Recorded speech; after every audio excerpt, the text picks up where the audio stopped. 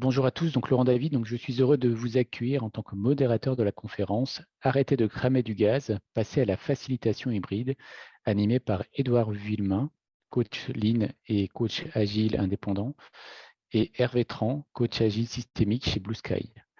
Cette session sera enregistrée dans son intégralité, incluant vos questions ainsi que leurs réponses. Vos micros seront coupés durant la présentation. Pour poser vos questions, merci d'utiliser le bouton, ou plutôt la zone questions-réponses de l'outil. Nous aurons donc une présentation finalement au départ sur Miro et je laisserai donc Edouard et Hervé vous indiquer la suite pour terminer par une session de questions-réponses sur la fin. N'hésitez pas donc à consigner les questions, on les reprendra dans un deuxième temps. Merci Laurent. Là, je pense que vous pouvez démarrer, donc c'est à vous. Bonjour à tous, merci de nous avoir rejoints sur cette session. On va avoir un peu la lourde tâche d'essayer de vous tenir éveillés après l'heure du déjeuner. Et on va essayer de ne pas terminer comme la photo ici, en explosion.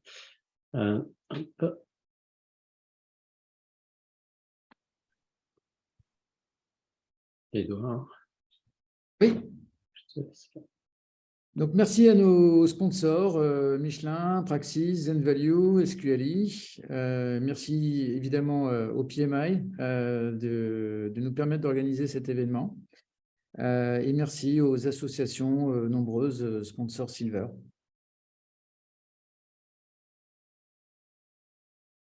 Et donc, nous allons aujourd'hui, on voulait avec Hervé vous parler un petit peu de nos retours d'expérience sur les réunions hybrides qui sont désormais notre lot quotidien. Donc voilà, nous sommes tous les deux. Hervé, je te laisse te présenter. Ok, donc Hervé Tran, donc je suis coach agile freelance en fait depuis à peu près une dizaine d'années et donc j'interviens sur l'accompagnement de transformation agile auprès d'équipes et des organisations. J'aime bien jouer en fait, c'est vrai que j'anime les Agile Playgrounds sur Lyon. Je participe à l'organisation de conférences Mixit, en particulier Agile Lyon aussi. Et mes heures de perdu, je suis plongeur, donc c'est pour ça que j'aime bien un peu l'ivresse des profondeurs.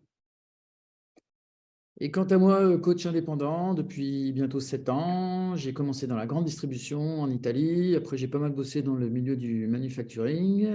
Et puis, voilà, donc je fais du coaching d'équipe, de manager. Et j'ai aussi une casquette de responsable d'une petite association qui partage des bonnes pratiques agiles. Et d'ailleurs, ce soir, à Clermont-Ferrand, on fait une soirée sur l'innovation. Nos soirées, c'est toujours à base de serious game. Voilà, c'est un autre point commun que je partage avec Hervé. Et donc, pour en revenir sur le cœur de notre meeting, on débat beaucoup aujourd'hui du monde après Covid, donc distanciel, présentiel, l'entre-deux. Voilà. Et donc, l'entre-deux, on peut aussi l'appeler hybride. Et aujourd'hui, qu'en est-il? Comment vous vivez ces réunions hybrides, ces ateliers où vous devez composer avec du digital d'un côté, du présentiel de l'autre? Vous assurez que tout le monde est bien aligné, tout le monde est bien embarqué, que les gens ne sont pas dispersés dans leurs mails, qu'ils sont bien connectés, que vous tirez le meilleur de l'intelligence collective. Et pour cela, déjà, on voulait commencer par un petit caout avec vous pour recueillir un petit peu vos impressions. Donc, je partage, je crois, mon écran. Est-ce que vous voyez le QR code caout ? Ouais. Dans ce cas, je vous invite à le scanner ou bien, si vous préférez utiliser le PC, vous faites caout.it et puis vous mettez le code. Et je vous promets, ce sera rapide, mais on a vraiment besoin de vous entendre et de comprendre un petit peu comment vous vivez l'hybride. Et puis qui vous êtes aussi un petit peu. Donc, plus vite on se connecte, mieux c'est. Bonjour Baudouin, bonjour Olivier. Enfin, je ne vais pas tous les lire. Voilà, vous vous connectez plutôt facilement. Super.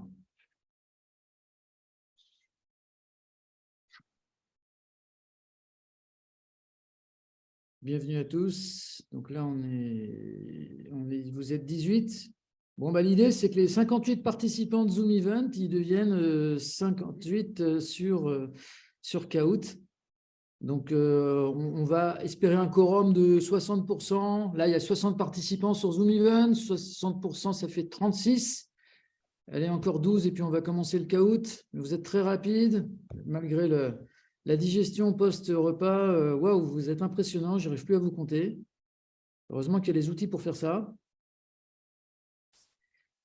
Donc, on a pris la précaution, puisqu'il y a beaucoup de public sur la journée, de prendre une licence Kahoot jusqu'à 2000 utilisateurs. Donc, je ne sais pas s'il y a des utilisateurs, des usagers de Kahoot qui ont acheté la licence, mais ils ont bien monté en niveau. Enfin, on a bien senti l'inflation aussi côté éditeur. Donc, ça pourra faire partie de vos retours d'expérience aussi. OK, allez, dès qu'on est à 36, on commence le Kahoot. On avait besoin de… Voilà, bah super, 34.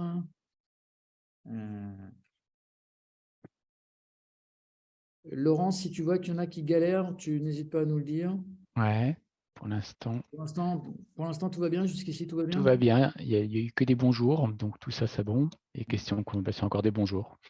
D'accord. OK, super. Bon, bah, c'est parfait. Eh ben, écoutez, je vous propose de commencer le Kahoot. Sinon, il y a peut-être que Laurent, tu peux mettre le code du Kahoot dans la Ouais, conversation. oui. 981 70 80, comme ça, les retardataires pourront… Alors, c'est pas un concours, il n'y a pas de cadeau, hein, voilà, c'est juste avoir vos retours d'expérience sur ce qui est hybride. Oh, bah, c'est super, là, on a les 2 tiers des… Julie l'avait déjà marqué, donc OK, bon, bah, très bien. Hervé, qu'est-ce que tu en penses si on démarre? Oui, on peut démarrer. Allez, c'est parti. Donc, en fait, on voulait… bah, tiens, d'ailleurs, c'est bien, on est tous à distance derrière nos PC. Ce qui serait intéressant, c'est qu'avec votre smartphone, vous nous disiez où vous vivez en France. Alors, on part du principe que la plupart d'entre nous sont en France. Je n'ai pas mis une carte de l'Europe. Donc, sur votre smartphone, vous pouvez agrandir la carte, vous pouvez vous déplacer avec les 2 doigts et vous cliquez, dès que vous êtes sur la bonne région, la bonne ville, vous cliquez sur Envoyer. Et là, normalement, on va voir votre PIN qui représente votre lieu de résidence.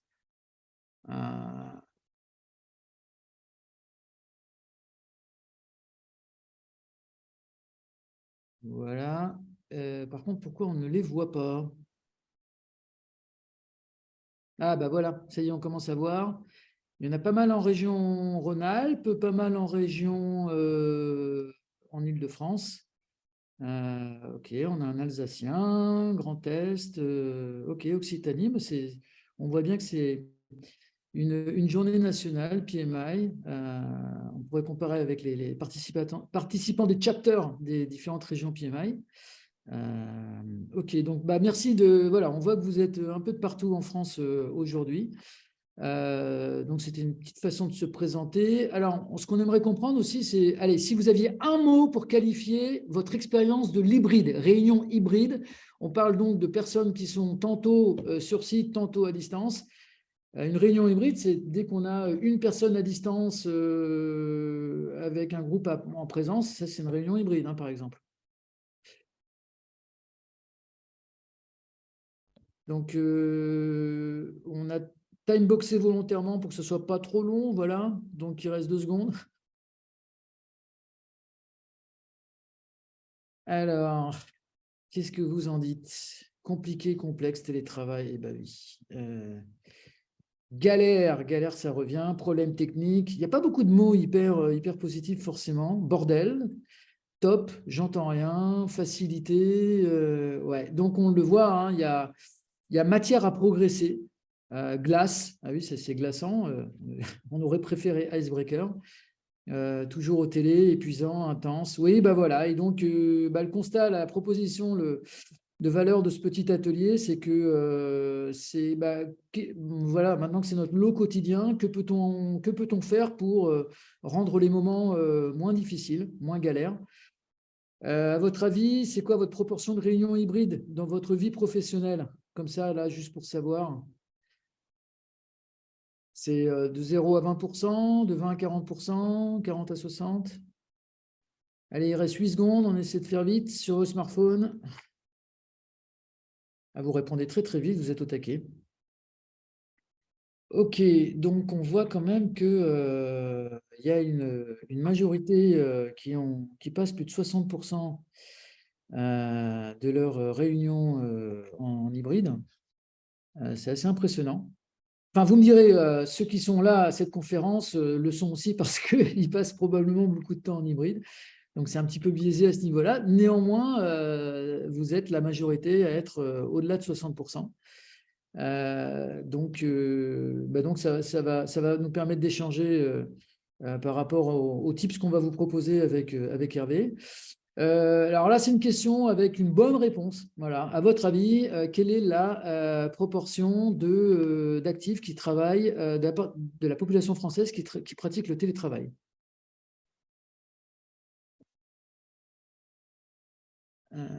Et là, on a mis un peu plus de temps parce qu'il y a une bonne réponse. Voilà, maintenant, en phase post-Covid, quelle est la part de la population active française? Alors, vous êtes effectivement, vous aviez la majorité d'entre nous ont eu raison, ils ont bien visé. En fait, on est autour de 35%. Voilà, donc un gros tiers de la population française qui pratique le télétravail. Donc, bravo à 2-0, 1-0-0. Allez, on a une petite question à votre avis, mais finalement, on parle beaucoup de productivité. Et le télétravail, c'est quoi? C'est un impact positif ou négatif, à votre avis?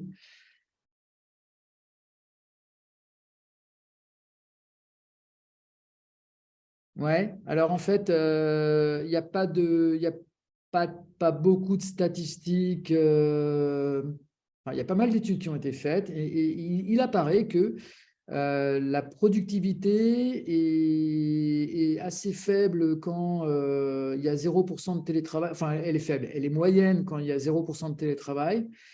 Elle arrive à un pic quand on a à peu près 2 ou 3 jours de télétravail par semaine. Et puis, c'est la chute quand on a 5 jours de télétravail, selon l'OCDE. Donc, le but, c'est de trouver le bon mix entre présentiel et distanciel.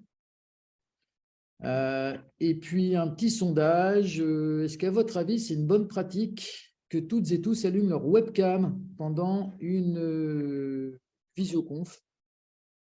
Est-ce que vous n'êtes pas du tout d'accord? Plutôt pas d'accord, plutôt d'accord, complètement d'accord.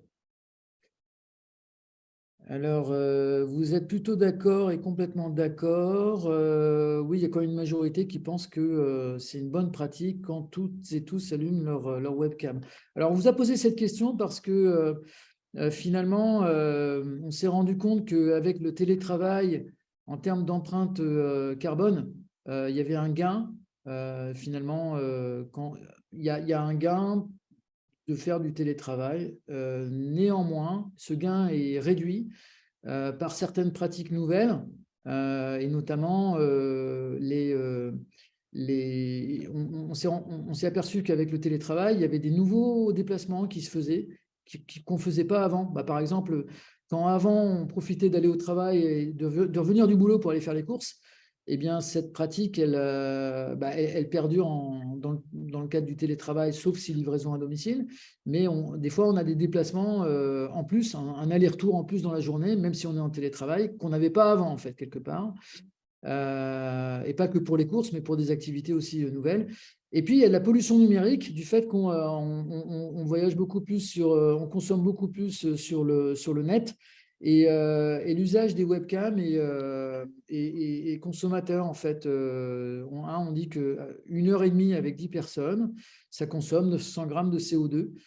C'est comme si c'était un voyage de 7,5 km en voiture. Ça semble comme ça, elle n'a pas beaucoup, mais si vous passez toute votre journée à faire de la vision conf avec vos webcams allumées, eh bien, ça a une empreinte.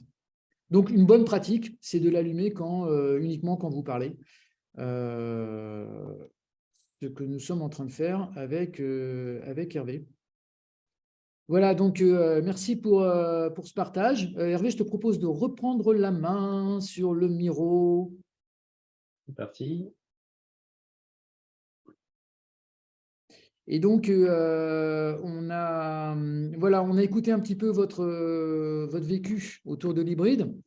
Moi, je vais vous raconter une petite histoire perso qui va peut-être faire écho en certains d'entre vous. Avant Noël, il y a un manager qui me propose d'animer un séminaire de 2 jours début janvier, donc à côté dans le Massif central, dans un bel établissement très chouette, voilà, que vous voyez là sur ce dessin. Et donc, il me dit, bah, écoute, Édouard, aide-moi à organiser ça. Et la bonne nouvelle, c'est que tout le monde sera sur site. Donc, on aura 15 personnes, full présentiel. Et donc, ça va cartonner, on va bien lancer l'année, tout le monde va avoir la patate. Et puis, le vendredi soir, le premier vendredi de janvier, à un week-end de ce séminaire qui avait lieu lundi et mardi, je m'aperçois, enfin, on me dit que Jeanne s'est fait mal au genou, elle va rester à la maison. Et du coup, bah, j'ai compris que le premier week-end de janvier, je n'irai pas faire de la raquette. Et bah, j'ai dû revoir à peu près la totalité des ateliers et repenser complètement mes 2 journées d'atelier et comment on peut embarquer les gens, sachant qu'il y aura une personne à distance, et comment faire en sorte que cette personne ne se sente pas isolée. Voilà, donc moi de mon côté, j'ai des expériences un petit peu similaires en fait, où effectivement depuis le Covid, en fait, on travaille beaucoup à distance avec du télétravail qui s'est généralisé, voire des organisations aujourd'hui qui travaillent dans plusieurs pays, donc forcément en fait avec des moyens de communication à distance et parfois des horaires décalés et des langues aussi différentes pour travailler. Donc en fait, c'est pour ça que finalement, on pense qu'on est un peu dans un nouveau monde. Alors, on parle beaucoup de monde VUCA. Moi, personnellement, je n'aime pas trop le terme VUCA, donc j'ai essayé de le changer. Donc, je vous propose un nouveau monde VUCA, qui est donc un monde virtuel, hybride, continu et asynchrone. Et on va essayer de vous présenter un petit peu quel est pour nous ce nouveau monde dans les différentes présentations et comment est-ce qu'on peut essayer d'apprendre finalement à vivre dans ce monde-là et essayer de vous faire un retour d'expérience en fait sur les différentes pratiques, expériences qu'on a pu avoir là-dessus au travers d'astuces, d'outils et de retours d'expérience. Alors, la première chose qu'on vous propose, en fait, c'est qu'on est dans ce monde hybride, en fait, c'est de dire finalement de penser hybride, hein, dès le départ, plutôt que de se dire est-ce que je dois le faire, en fait, est-ce que je dois préparer mon atelier, mon workshop, etc., mon séminaire en hybride ou en présentiel, pensez-le directement en hybride. Et donc, qu'est-ce que ça veut dire le penser en hybride? Ça veut dire donc d'avoir toujours des supports numériques, commencer toujours par faire du numérique. Et de prévoir en fait un espace d'interaction, donc qui est plutôt un espace d'être virtuel. Donc nous, on aime bien Miro et Mural, en fait, on estime que ce sont les 2 outils qu'on apprécie le plus aujourd'hui là-dessus. Après, il y en a d'autres, vous pouvez faire draft.io, etc. Il y en a un certain nombre d'autres. Et en fait, voilà, recréer l'interaction au travers de ces supports-là. L'avantage de partir dans ce mode-là, c'est qu'on peut basculer après dans un mode ou dans l'autre assez facilement. Par contre, ce qui est important, c'est de penser expérience utilisateur en présentiel et à distance. C'est-à-dire que quand vous allez concevoir vos différents ateliers, pensez mettez-vous à la place de la personne qui va le faire, qui sera dans la salle, et mettez-vous à la personne qui va le faire à distance. Et peut-être que l'expérience sera un petit peu différente, donc de prévoir en fait les 2 modes de fonctionnement et comment est-ce qu'on peut mixer les 2. Bon. Avec éventuellement même des choses qui peuvent être en physique, en présentiel, et les passer à distance, et après comment on va réunir ces interactions-là dans ce monde virtuel. Alors, bien évidemment, il faut du matériel pour ça. Donc, il y a le matériel qu'on peut appeler le matériel plutôt animateur. Donc, aujourd'hui, il y a des systèmes qui sont de plus en plus évolués, et je vais vous présenter une petite vidéo de ce que ça peut donner avec donc on va dire des équipements d'interaction à distance. Hop. Donc là, en fait, on est sur un écran tactile de style tablette avec une caméra et donc tout ce qui est son. Et donc, il y a des personnes qui sont à distance que vous voyez sur la droite de l'écran qui vont interagir. Et en fait, voilà, donc en fait, les uns interagissent dans la salle en fait en créant des post-it là. Et en fait, chacun.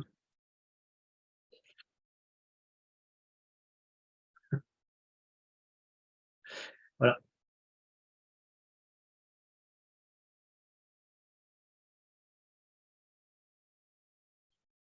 Hop, je vais l'arrêter ici. Donc, en fait, l'intérêt de ça, c'est que, en fait, on est tous sur le même support, donc soit à distance, soit en local. Ça peut être sur des PC en local aussi. et on peut interagir, et donc on va effectivement compléter ça, et ça permet de créer cette interaction. Mais si vous n'avez pas ce genre d'équipement, en fait, on peut très bien essayer de reproduire ça, donc avec d'autres équipements. Alors ici, il y a par exemple un modèle d'une personne, un écran avec on va dire hop, vous voyez peut-être un peu plus grand ici, voilà, donc là qui simule en fait une personne Intel qui sera à distance, un petit robot. Je pense qu'on ne voit pas trop ça encore chez nous. Par contre, des choses beaucoup plus faciles à faire, si vous voyez ici, ben, par exemple, c'est d'avoir bêtement une webcam et puis peut-être un micro. Alors là, c'est le micro Jabra, ça fonctionne plutôt pas mal. Et puis de le poser sur la table avec un petit trépied, et ce qui permet voilà, de pouvoir faire de l'interaction avec les personnes qui se trouvent à distance. Il faut penser aussi, donc, quand on est dans ce monde-là, en fait, de demander aux participants d'avoir un minimum d'équipement aussi, donc PC, casque micro, qu'ils le prennent avec eux, parce que ben, peut-être qu'on va demander à certaines personnes de se mettre dans ce mode-là pour pouvoir interagir avec les gens à distance en fonction de ce que vous avez prévu.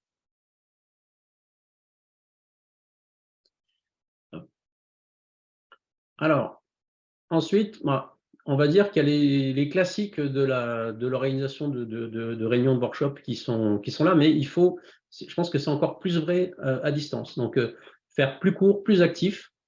Plus court parce que l'attention à distance, c'est plus difficile de maintenir une attention quand on est face à un écran. Donc, essayez plutôt de rythmer ça avec des pauses. Donc, faites des pauses plus fréquentes, plus courtes, hein. Et puis, essayez d'organiser en fait vos activités pour qu'il y ait un certain rythme qui soit donné. Alors, aussi, éviter tout ce qui va être un peu, ce qu'on appelle les supports individuels de type un peu présentation, passer plutôt au coopératif. Donc là, bah, typiquement, dans des outils collaboratifs d'interaction, je vous présente par exemple ce qu'on pratique dans l'équipe. En fait, on a un board Miro comme ça, et en fait, on a toutes nos activités qui sont ici, et en fait, c'est un peu donc, on voit ça au quotidiennement, et quand on se réunit, on a un peu déroulé toutes nos activités, voilà, avec chacun qui vient rajouter de l'information de manière asynchrone dans la semaine. Comme ça fait qu'on peut se resynchroniser sur ces éléments-là. On a des liens vers nos différents autres lieux. Donc, en fait, c'est vraiment notre espace où on vient pratiquement tous les jours voir s'il y a eu des changements, rajouter de l'information, communiquer avec les autres. Et puis, quand on se retrouve, en fait, on l'utilise aussi, évidemment, pour se synchroniser, se coordonner. Donc, ça, c'est ce genre de choses. Hop. Ce qu'on vous propose aussi, ce qu'on propose souvent, c'est de prendre des notes, par exemple, de manière collaborative, directement sur le support. Et là, par exemple, ce qu'on peut vous proposer, je ne sais pas si, Edouard, tu peux mettre le lien de la présentation dans la conversation. Si vous voulez personner le support, parce que là, en fait, je suis en train de présenter directement dans un support Miro. Je ne sais pas si vous voyez ici, mais en fait, je suis dans le tableau, et simplement, j'ai structuré le tableau de certaine manière à ce que en fait, on puisse l'utiliser en mode présentation. C'est une fonctionnalité de Miro aussi. Donc, en fait, l'avantage de ça, c'est que ça évite de changer d'outil en permanence, c'est-à-dire que de passer d'un support de présentation à un support Miro. Et quand j'organise aujourd'hui des ateliers, en fait, c'est mon outil principal quasiment, et j'ai des parties où je suis peut-être en mode un peu présentation, et puis d'autres parties créées dans l'espace du Miro, en fait, où je propose aux gens d'interagir. Une autre façon aussi de rendre les gens actifs, c'est de leur demander de prendre certains rôles pendant on va dire, la réunion ou le workshop. Donc, vous pouvez vous inspirer des rôles délégués d'un cardon, par exemple, donc avec un facilitateur, un timekeeper, un pouce décision, etc. Et puis, utiliser aussi des outils interactifs, comme ça a pu être montré au travers de Kahoot ou autre.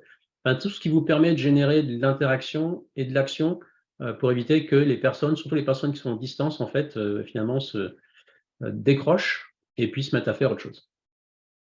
Pour les surprendre aussi, vous pouvez utiliser par exemple la roue de la fortune, Wheel of Fortune, où vous mettez les prénoms des différents participants. Vous faites Wheel of Fortune sur Internet, et vous pouvez la customiser, c'est gratuit. Et en mode random, vous la faites tourner, et comme ça invite les personnes, qu'elles soient en présentiel ou en distanciel, à prendre la parole selon ce que dit la roue de la fortune. Dans les petits tips comme ça, un peu sympa pour mettre un peu d'inclusion, de dynamisme, de réveiller les gens, Il y a des icebreakers qui fonctionnent très bien en hybride. Celui que la photo, là, vous voyez en haut à gauche avec une image d'atelier avec plein d'objets dedans. Ça peut être, vous montrez cette photo et vous demandez à chaque participant de choisir un objet qui l'inspire et d'expliquer qui l'inspire ou qui représente son humeur du moment. Ça peut être une bonne façon de rentrer dans la réunion en comprenant un petit peu, en faisant un peu l'équivalent d'un nico-nico en mode métaphore. Sinon, les gens, s'ils ne se connaissent pas trop dans l'équipe, ou même je remarque s'ils se connaissent, il y a l'icebreaker qui mange pas de pain, qui est toujours sympa. Nom et adjectif, c'est je m'appelle Édouard et je marche comme un canard. Voilà. Et chacun se présente comme ça. 3 vérités dont un mensonge, ça c'est pour les équipes c'est intéressant pour les équipes qui se connaissent un petit peu. Ça permet de connaître quelque chose de plus sur un de ses collègues. Et puis ça oblige, j'aime pas ce terme, mais ça invite les participants à s'écouter et à écouter les autres, parce que chacun doit repérer le mensonge dans les 3 vérités que son prédécesseur raconte. Sinon, en termes, tout dépend de la finalité de l'atelier, mais si vous faites un atelier d'idéation, par exemple, vous pouvez demander que les gens soient en présentiel ou en distanciel, de prendre un de ces objets et de mimer un usage ou de citer un usage particulier de cet instrument, et vous pouvez faire 1, 2, 3 tours jusqu'à épuisement des idées collectives. Et puis enfin, un dernier qui marche toujours très bien, c'est quel est le super-héros en moi que j'ai. Et donc, vous dites, quel est le nom de ton super-héros. Moi, j'aime bien m'appeler Serial Gamer parce que j'aime bien faire jouer les gens. Et puis de le dessiner et de se présenter comme ça. Voilà, c'est juste après, il y en a une infinité, mais là, on parle d'icebreaker en mode hybride qui, à coup sûr, fonctionne.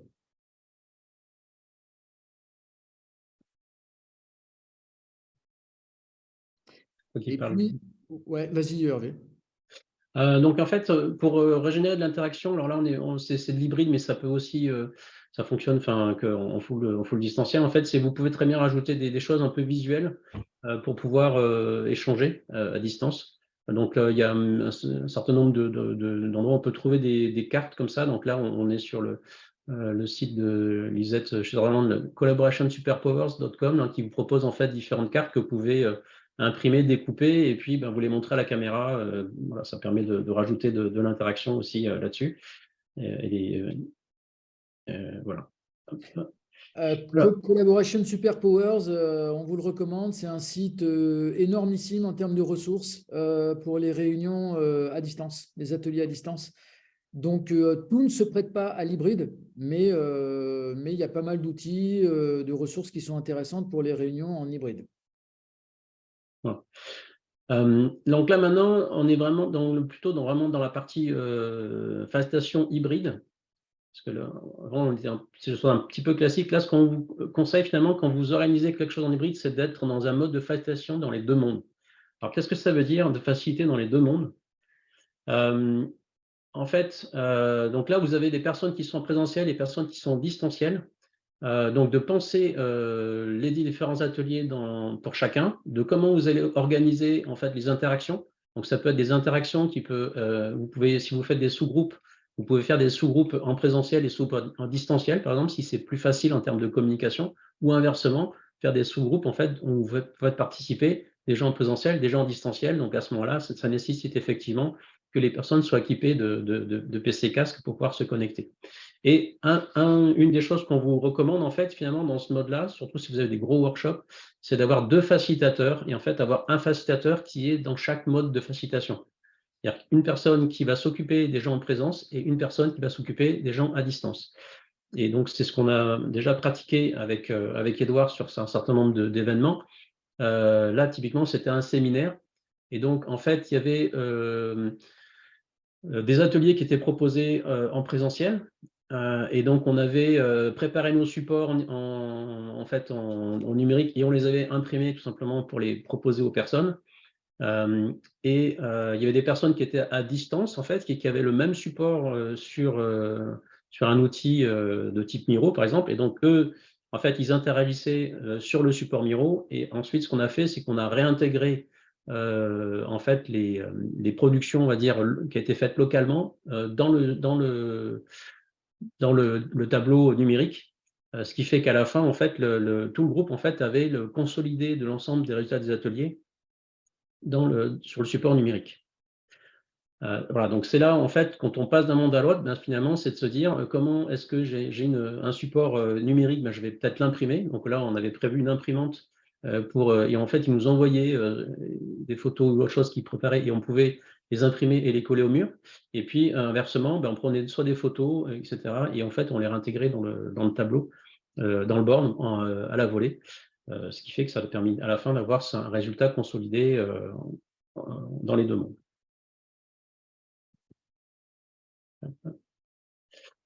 Donc, un autre exemple, la galère dont je vous ai parlé début janvier, où j'ai appris la veille pour le lendemain qu'il fallait switcher en hybride. Qu'est-ce qu'on a fait? On a construit un board Miro, là pour le coup encore, avec un Obeya. Et en fait, dans chacune des sections, donc l'Obeya, c'est un terme japonais qui veut dire un peu l'endroit de pilotage pour une bataille, pour un projet. C'est là où on voit les différents panneaux qui permettent de gérer une équipe, un produit ou un projet. Et ça peut valoir le coup aussi pour une équipe de direction, comme n'importe quelle équipe, où on a en fait toujours besoin des mêmes informations qu'on suit avec une fréquence différente selon les sections. Évidemment, la vision, vous n'allez pas la revoir toutes les semaines, mais c'est important de se rappeler quelle est la vision, la feuille de route à atteindre. Et ça, c'est la partie qu'on a. Alors, tout ce que vous voyez dans les sections, c'était des livrables produits pendant ces 2 jours de séminaire qu'on a fait en mode hybride. Et donc, on a non seulement on a utilisé ce board dans le cadre de ces 2 jours, mais surtout, ce board, désormais, permet à l'équipe de direction dans ce cadre-là, dans cet exemple-là, de gérer ces informations selon ses instances de gouvernance, selon ses routines hebdomadaires, mensuelles. Et du coup, ce qui est intéressant, c'est que ça donne un vrai continuum à l'atelier hybride que vous avez fait. Et ça donne un référentiel dans lequel tout le monde se retrouve. Et vous voyez, il y a plein de photos. Notre équipe, par exemple, où là, on a fait la fenêtre de Johari pour permettre aux uns et aux autres de se connaître. Et bon, bah voilà, c'est pas la peine de tout digitaliser. La photo suffit, mais ça permet à chacun de se faire une bonne idée de quelles sont ses qualités et quelles sont les qualités perçues par les autres. Donc, je ne sais pas si ça vous parle, la fenêtre cachée, la fenêtre aveugle, les fenêtres connues de nos personnalités. Bon, voilà, c'est un exemple d'atelier en mode hybride qu'on a après restitué sur un board digital de façon pérenne. Oui. D'ailleurs, je voulais vous présenter, en fait, pour passer d'un monde à l'autre, aujourd'hui, on a pas mal d'outils de numérisation aujourd'hui qui s'améliorent de plus en plus. Et par exemple, en fait, ici, vous savez, dans Miro directement, vous avez la possibilité d'importer faire une capture d'écran sur des sticky notes, en fait. Hop, donc, si vous avez une photo, par exemple, vous prenez une photo de post-it, hop, et là, en fait, donc, en fait, il va reconnaître un peu automatiquement les post-it. Vous pouvez lui dire, tiens, ici j'en ai un, hop, là j'en ai un autre qu'il n'a pas reconnu. Et puis, je vais les ajouter directement au board. Et vous voyez qu'en fait, il les numérise à la volée. Alors, selon comment c'est écrit, c'est sûr que ça fonctionne mieux si vous êtes si vous écrivez en majuscule, mais ça marche quand même si vous écrivez normalement. Mais voilà. Donc, si vous avez des post-it bien écrits, finalement, vous pouvez réintégrer ça directement sous Miro, hop, ici. Et donc, ce qui vous permet effectivement de passer d'un monde à l'autre, en fait, et de récupérer, numériser, en fait, un travail qui a été fait sous forme de papier, en fait, de le récupérer sous forme numérisée. L'application Post-it est très bonne aussi. Elle est peut-être même de meilleure. Elle a un OCR, une reconnaissance des caractères peut-être un peu meilleure que ce qu'il y a dans Miro. Néanmoins, vous venez de le voir, avec Miro, on arrive à faire des trucs très intéressants. Voilà. Et donc, pour ça, en fait, ce qu'on voulait vous dire aussi, c'est que l'avantage d'avoir ce mode de fonctionnement, c'est qu'à la fin, vous obtenez directement un résultat numérique finalement, qui est exploitable. Alors que quand on travaillait, et je l'ai fait aussi longtemps, avec des supports papier, ben voilà, ici, vous voyez Edouard qui est en fait en post-traitement en fait d'un séminaire. En PLS. Et en gros, c'était quoi? C'était un jour de séminaire, bon, on va dire 2 jours de préparation parce que c'était un gros séminaire, mais après derrière, il y a eu 2 jours de post-traitement. Et donc, vous voyez, voilà, donc tout ce qui était en format brown paper, etc., de tout repasser en numérique pour que ça soit exploitable derrière, en fait, ça prend du temps aussi. Donc là, ça vous rappelle un peu la notion de productivité. C'est là qu'on peut se dire, mais est-ce qu'on attend des coachs, des facilitateurs, de passer 2 jours à faire du post-traitement, de la digitalisation de post-it? Je ne suis pas sûr. Voilà, et donc dans la notion de cramer du gaz, c'était un petit peu ça aussi, c'est de se dire, finalement, quand les ateliers sont bien préparés, en fait, en format numérique, en fait, finalement, on se rend compte que, quand on a vu sur la première question dans le caout, en fait, disait, ça rajoute du travail, etc. Finalement, quand on s'entraîne à le faire, quand on le fait régulièrement, ça nous fait moins de travail. Parce qu'on a énormément de modèles. Je dirais, voilà, quand je dis copier sur les copains, mais en fait, vous avez ici différents formats. Donc, vous avez bordel.io, en fait, qui est un endroit où vous avez plein de modèles de différents modèles qui sont murales, etc., muraux, bon, il y a un peu tous. Donc, vous avez Miroverse, c'est pareil, il y a des modèles Miro. Mural, en fait, fournit un certain nombre de templates aussi, exactement. Et puis, à force, en fait, vous allez vous-même vous créer vos propres modèles que vous allez pouvoir réutiliser.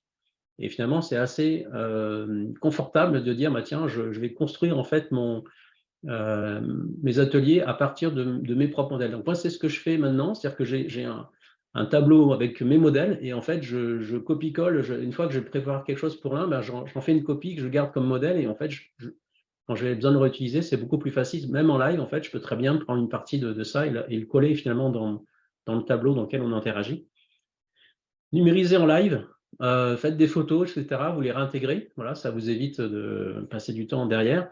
Et puis, une petite astuce, en tout cas pour Miro, moi j'utilise beaucoup les cadres pour structurer.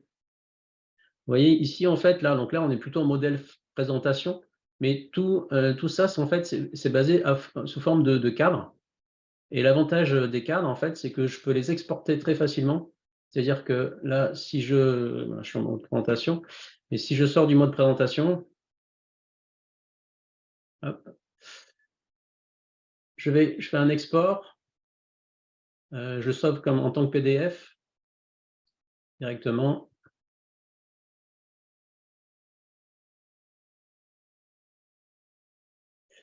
Et ce qu'en fait, Miro va automatiquement générer en fait un format PDF qui sera basé sur les cadres. D'accord? Et l'avantage en plus, c'est que tout ce qui va être noté, tout ce qui a été réalisé en fait pendant la séance et qui va être rajouté dans le document, en fait, se retrouve dans le document. Donc, je ne sais pas si je le trouve.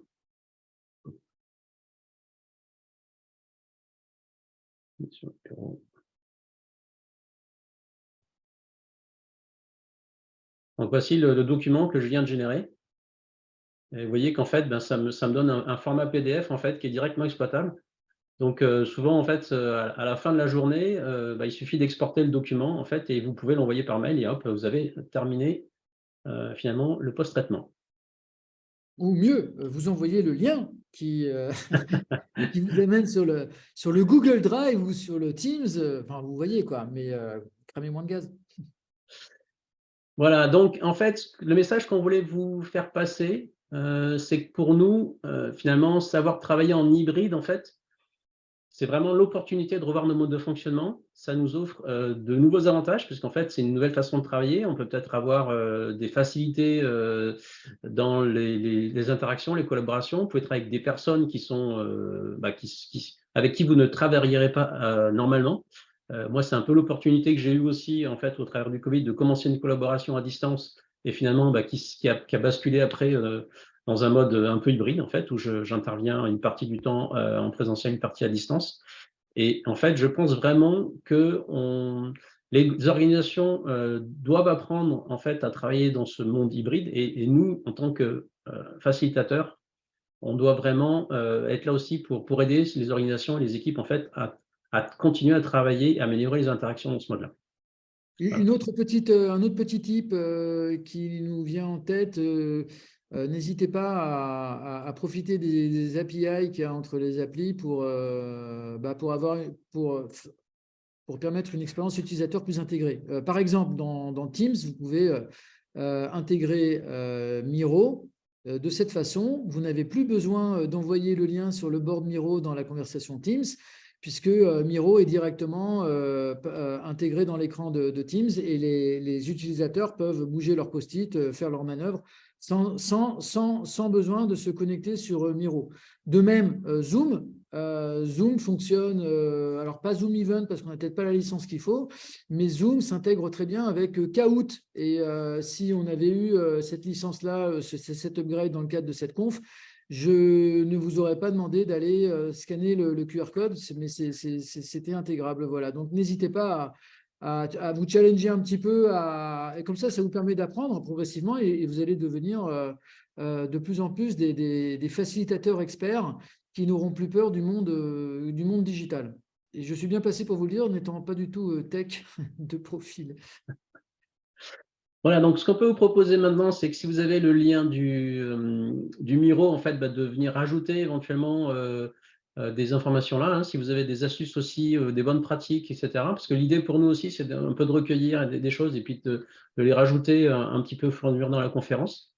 Et puis, en parallèle, on va commencer à prendre vos questions, je pense. Hervé, j'ai une petite galère avec mon réseau. Est-ce que tu parviens à mettre le lien du board de Miro parce que là, il est en train de se uploader. Voilà, c'est du live. Hein. Est-ce que tu peux partager en plus, tu as les droits dessus. Est-ce que tu peux partager Oui, oui. le lien du board Miro dans la conversation, s'il te plaît? Super. Donc, on est dans les temps. Donc merci Edouard et Hervé pour ce partage de tips très intéressant. Donc, je propose de passer donc aux questions-réponses. Si on remonte les questions, donc la première, c'était par rapport au lien, donc c'est en cours. Le second, est-ce que vous aurez un support tuto pour utiliser Miro? Et enfin, avoir une bonne vision de tout ce que l'on peut faire. Alors, on n'a pas vraiment de support tuto. En fait, c'est beaucoup par la pratique en fait qu'on découvre et puis on est un peu curieux donc on teste. Alors Miro en particulier rajoute énormément de fonctionnalités en fait petit à petit. Donc on voit des choses apparaître et en fait il faut tout simplement tester et puis voir ce que ça peut se passer. Typiquement la fonction de numérisation directement dans Miro en fait on l'avait pas vraiment vu non plus il y a un certain temps. On passait par l'application Post-it, maintenant on peut passer directement par Miro.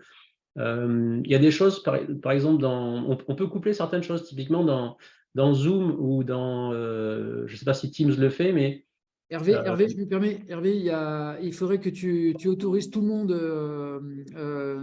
en accès puisque les gens ne peuvent pas accéder à l'édition. Voilà, accès à tous, s'il te plaît. Tiens, je peux compléter dans le blanc. Moi, je vais vous parler un peu de Mural, puisqu'on parle de licence payante. Donc, Mural aussi, c'est payant. Néanmoins, pour qui utilise beaucoup Mural, vous pouvez être consultant. Donc, moi, par exemple, je suis consultant Mural, donc la licence ne me coûte rien et je peux faire bénéficier 10 propriétaires de tableaux. Et chaque propriétaire peut inviter plein de gens. Hein, et ça, c'est gratuit. Donc, est-ce que Mural continue sa politique? Moi, j'en bénéficie toujours. Et pourtant, je ne suis pas un énorme utilisateur de Mural désormais, puisque j'utilise beaucoup Miro. Mais je continue d'en bénéficier. Donc, sur Mural, peut-être, vous avez juste un petit formulaire. S'ils voient que vous avez fait 10, 15 tableaux, eh ben, ils vont assez facilement, normalement, vous donner la licence gratos. il y a une question, une remarque de Frédéric qui dit comment on gère les canaux audio, c'est ça? Est-ce que tu peux préciser un peu la question? Qu'est-ce que tu entends par gestion des canaux audio?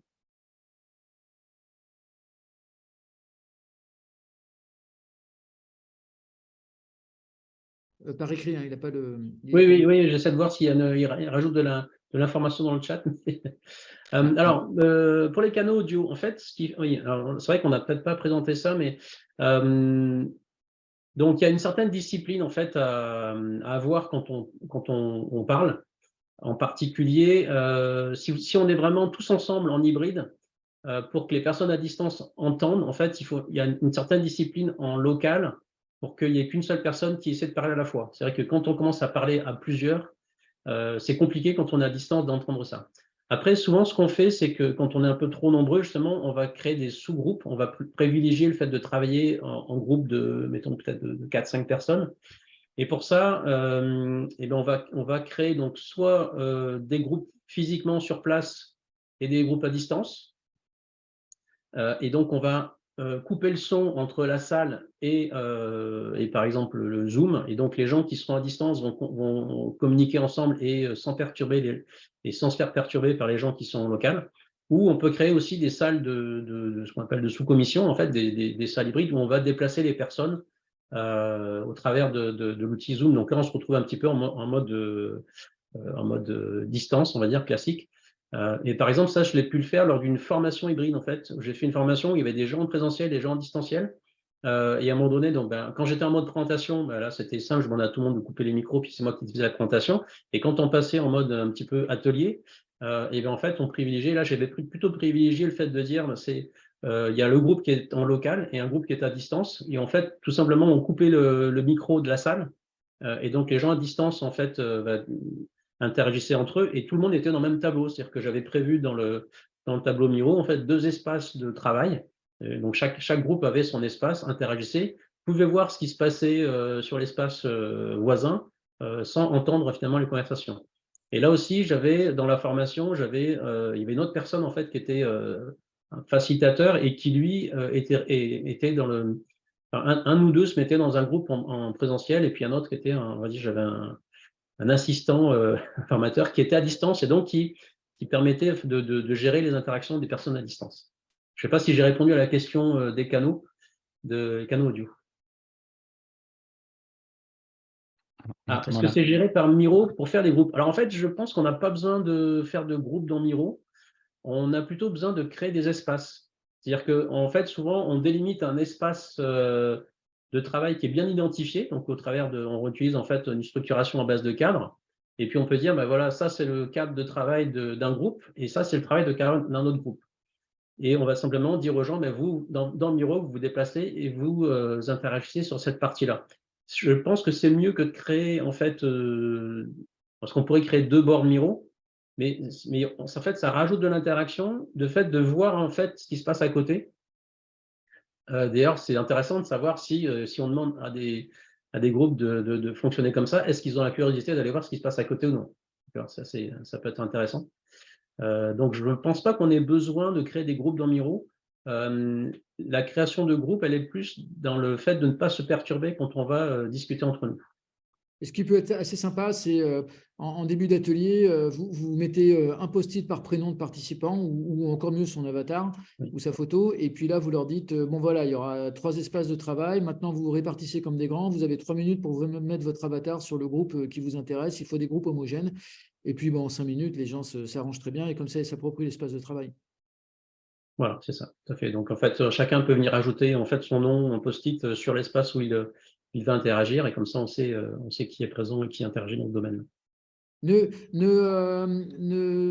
Enfin, à mon avis, prévoyez toujours systématiquement 5 à 10 minutes de prise en main de l'outil digital au début, parce que oui, c'est évident pour la plupart d'entre nous, mais il y a toujours des personnes qui sont novices et la meilleure façon de les perdre, c'est déjà de commencer sans avoir une…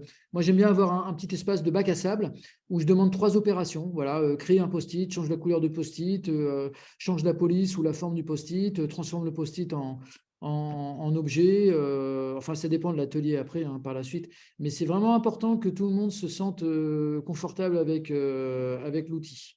Oui. Alors, il y a effectivement, je vais combiner avec Mentimeter, il y a énormément d'outils aujourd'hui qui sont à peu près similaires. C'est vraiment à vous de trouver quelle est votre meilleure recette en fait en termes d'outils.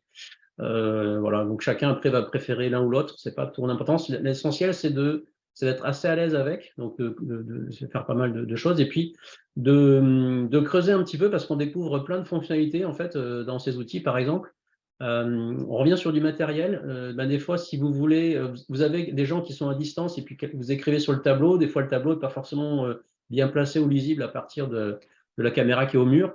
En fait, vous pouvez soit utiliser une webcam si vous avez un PC avec une webcam pour pouvoir vous rapprocher, soit je me suis rendu compte, par exemple, que Zoom et Teams, en fait, ils me permettaient d'utiliser donc je suis sur Mac, hein, mais d'utiliser l'iPhone en fait comme webcam pour l'interaction dans Teams ou Zoom. Donc, ce qui fait que je peux basculer en fait la webcam sur le téléphone, mais me déplacer avec le téléphone pour aller me présenter en fait une partie du tableau qui ne serait pas forcément visible à distance. Donc, il y a plein d'ajouts fonctionnels comme ça, vraiment, c'est utiliser-les, tester, et puis essayer de trouver quel est vos outils préférés, quoi. Je vois encore 2 autres questions. Donc, Miro est-il sous licence payante? Et la deuxième sera, et d'autres outils français comme Ebeya et Klaxoon? D'accord. Alors, Miro, oui, il y a une licence payante. L'avantage de Miro, c'est que vous avez, dans version gratuite, vous avez le droit à, je ne sais plus, c'est 3 ou 4 tableaux. Et comme en fait les tableaux sont illimités, sont infinis quasiment, finalement, pour une équipe, vous pouvez très bien avoir un seul tableau, enfin un seul board, on va dire, et avoir des espaces à l'intérieur du board que vous utilisez en fonction de ce que vous avez besoin. Et finalement, un seul tableau est très largement suffisant dans la plupart du temps. Donc, même en version gratuite, en fait, je pense que c'est utilisable. Après, il y a des petites choses que vous n'avez pas. Par exemple, vous avez, quand vous êtes en version payante, vous avez des outils, par exemple, de type dot voting ou timer, etc., que vous n'avez pas dans la version gratuite, mais les fonctions de base sont largement suffisantes. Après, par exemple, il y a un autre outil qui s'appelle draft.io, qui est aussi une version gratuite. Et lui, par contre, c'est un nombre d'objets qui est qui est limité. Enfin, voilà. Après, il va y avoir des limites en fait en termes d'utilisation. Et l'autre question, c'était alors les autres outils. Ou Ayobeya. Enfin, Oui, les outils français. voilà, français. Alors, EUBA, je ne le connais pas trop. Moi, je le connais un Euh, peu, je le trouve un peu lourdingue en termes d'accès. C'est toujours la galère. Il faut que les gens se créent des comptes. Enfin, du moins, c'était il y a un an. Peut-être que ça a changé depuis. Ergonomiquement, c'est pas simple. Ça fait quand même un peu l'outil des consultants qui sont bien habitués, qui ont des licences là-dessus, mais c'est quand même beaucoup moins accessible que des outils comme Miro ou Mural. De mon point de vue, c'est mon expérience personnelle. et Klaxoon, j'ai pratiqué un peu. En fait, c'est un bon outil. Il y a plein de choses, trop, je pense. En fait, il y a peut-être parce en fait, ça regroupe plein d'outils. Donc, vous pouvez faire des quiz, etc. Et donc, vous pouvez organiser en fait toute une suite d'activités. Donc, c'est beaucoup organisé autour des activités. L'inconvénient de Klaxoon, c'est que vous ne pouvez pas démarrer quasiment de zéro comme ça. C'est-à-dire que vous avez besoin de structurer Klaxoon et de créer vos activités et à l'intérieur de lesquelles vous allez pouvoir structurer. Donc, ça demande un travail un peu à chaque fois pour pouvoir démarrer, alors qu'un tableau blanc, l'avantage d'un tableau blanc simple, c'est de se dire, OK, on est en train de discuter, on a besoin d'écrire quelque chose, pouf, on ouvre un tableau, on écrit tous à l'intérieur, et à la fin, on a quelque chose enfin, on va dire de collectif, un compte rendu, enfin, un résultat collectif de ce qu'on a généré. Klaxoon, pour moi, c'est quand même plus un outil pour facilitateur quand on a, on va dire, un certain nombre d'activités à dérouler sur une session, sur un workshop ou une journée. Et il y a aussi des post-it sur le Miro, hein. Donc, on nous parle d'un icebreaker avec Gartic Phone, les jeux en Oui, ligne. et quelqu'un a dit Excalibro est très sympa aussi. Je ne le connais pas. Voilà. Mais on pourra le tester aussi pour les prochaines fois. Ouais. Après, je pense que vraiment tester des différents outils, ceux qui vous conviennent. C'est vrai on est toujours un peu dans ce modèle-là. Hein, quand on apprend, c'est vrai que plus on a un outil qu'on connaît, on va le maîtriser. Voilà, passer son temps après à changer d'outil, ça peut être sympa pour découvrir des choses, mais voilà, on passe du temps quand même d'apprentissage en fait un peu dans chaque outil. Est-ce qu'il y a d'autres questions encore? Donc, on est presque arrivé au bout. Alors, ici, hop, nous avons mis le QR code pour votre feedback. pour accéder en fait au feedback. Donc, si vous voulez nous faire des retours sur la session, ce sera le bienvenu. En fait, oui, on est dans un parcours exploratoire avec Hervé. Donc, cette session, on l'a faite une première fois en full présentiel à Agile Grenoble en novembre dernier.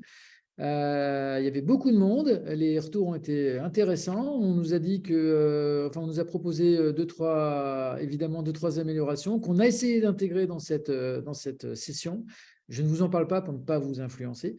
Par contre, l'idée, c'est qu'on en fasse encore une ou deux autres en version plus hybride, peut-être la prochaine fois. Maintenant qu'on a fait full présentiel, full distanciel. Et donc, l'idée, voilà, c'est de profiter de vos feedbacks pour l'améliorer et en faire profiter davantage de la communauté d'agilistes. Et alors, vous avez la version donc QR code si vous voulez faire le feedback par smartphone. Ou bien si vous cliquez dans la discussion, j'ai mis le lien sur le Google Doc, si jamais vous êtes plus à l'aise avec votre PC plutôt qu'avec votre smartphone. En tout cas, d'avance, merci pour les feedbacks que vous nous ferez. Ils sont très, très précieux. Voilà, donc je pense que là, je ne vois plus d'autres questions arriver. Donc, merci beaucoup, donc, Édouard et Hervé, pour ce partage d'astuces, ce retour d'expérience très intéressant et instructif. Donc, toutes les questions posées seront transmises donc, aux conférenciers qui pourront répondre s'il en avait des nouvelles ou en tout cas s'ils en avaient loupé. Donc, maintenant, il ne reste plus qu'à participer à la prochaine séance qui va démarrer dans 5 minutes à peu près. Donc, à tout à l'heure. Merci à tous. Merci. Merci, bonne journée, bon après-midi.